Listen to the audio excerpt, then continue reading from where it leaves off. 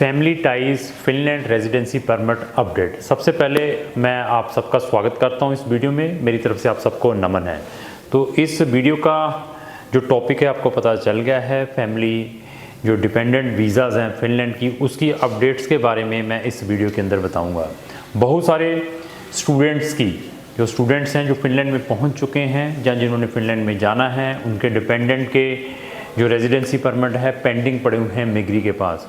तो मिगरी ने I think so few days before, I think 5-10 दिन पहले अपनी वेबसाइट के ऊपर एक न्यूज़ डाली है, उसकी अपडेशंस दी हैं कि ये केसेस पेंडिंग क्यों हैं, अभी इसके ऊपर हम कितने जल्दी डिसीज़न लेंगे।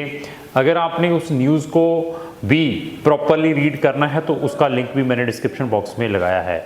और दिस वीडियो उन बच्चों के लिए बहुत इंपॉर्टेंट है जो फिनलैंड पहुंच चुके हैं और उन्होंने अपनी स्पाउस को, अपने डिपेंडेंट बच्चों के जहाँ डिसीज़न नहीं आए हैं, उनके लिए this is very important video. इस न्यूज़ के अंदर उन्होंने ये बताया है कि 2023 में हमारे पास कितनी एप्लीकेशंस पड़ी थी, 2024 में जो फैमिली टाइज की कितनी एप्लीकेशंस पड़ी थी। तो 2024 में उनके पास फैमिली टाइज की, वो चाहे वो न्यू रेजिडेंसी परमिट है चाहे वो एक्सटेंडेड रेजिडेंसी परमिट है, 50,000 एप्लीकेशंस मिगरी के पास आई थी।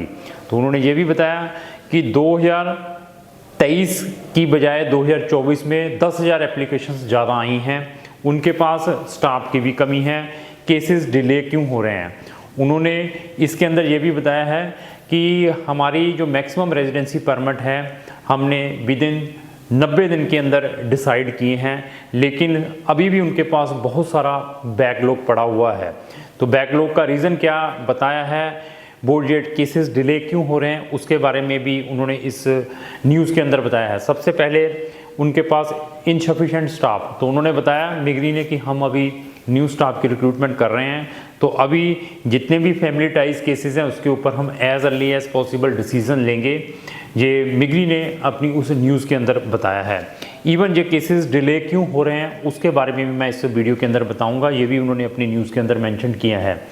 सबसे पहले जब वो रेजिडेंसी जो फैमिली की अप्लाई कर देते हैं, तो फैमिली की जिसकी रेजिडेंसी अप्लाई होती है, तो ड्यूरिंग द प्रोसेस उसने मे भी अपना पासपोर्ट चेक नहीं किया होता है, वो एक्सपायर्ड हो जाता है। तो जब पासपोर्ट एक्सपायर्ड हो जाता है तो मिगरी एप्लीकेंट को लिखती है कि हमें अभी अपना न्यू पासपोर्ट रिन्यू करवा कर भेजें। तो एक तो रीज़न ये बताया कि ड्यूरिंग द प्रोसेस कुछ एप्लीकेंट्स के पासपोर्ट एक्सपायर्ड हो जाते हैं। दूसरा reason proper document, specially sufficient financial sources हैं, फाइनेंशियल जो आपने मेंटेनेंस, जो आपने फंड्स दिखाने हैं। बहुत सारे स्टूडेंट्स डिपेंडेंट के केसेस में उनके पास फंड्स में प्रॉब्लम आती हैं, दैट रीज़न वो ये केसेस हैं डिले हो रहे हैं। तो ये दो मेजर रीज़न्स बताए हैं उन्होंने डिले के।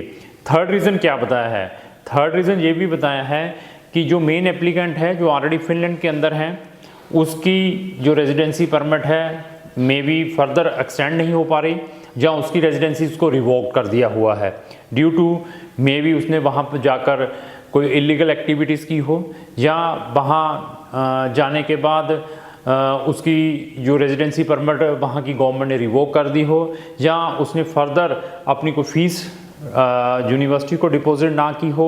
तो that reason may be college या यूनिवर्सिटी ने मिगरी को अपडेट कर दिया हो कि ये स्टूडेंट की फीसेस नहीं आ रही, तो उन्होंने अपने सिस्टम में उन रेजिडेंसीज को रिवोक किया हुआ हो, दैट रीज़न ये केसेस डिले हो रहे हैं। कुछ ये मैंने रीज़न्स बताए हैं।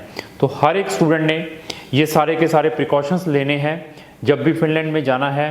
तो जिनके डिसीजंस नहीं आए हैं उन्होंने अभी भी बताया है कि हमारे पास कुछ ऐसे केसेस हैं, मे बी आई थिंक उस न्यूज़ के अंदर 2000 से ज़्यादा जिनकी पेंडेंसी 3 महीने से ज़्यादा हमारे पास चल रही हैं, तो उनके ऊपर भी वो decision as early as possible देंगे।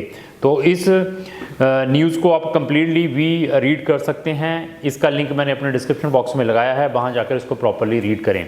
तो अगर आपकी रेजिडेंसी परमिट में इसी टाइप की कोई प्रॉब्लम है तो आप हमारा भी ओपिनियन ले सकते हैं।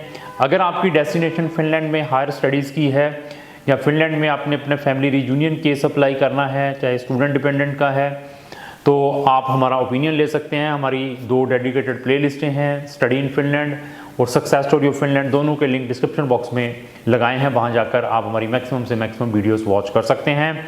इवन किसी भी कंट्री में जाने से पहले उसकी रिसर्च जरूर करें। मैंने बहुत सारी वीडियो में बार बार एक डायलॉग यूज़ करता हूँ, फॉरेन की लाइफ बहुत हार्ड है, प्रैक्टिकल बन के जाएँ।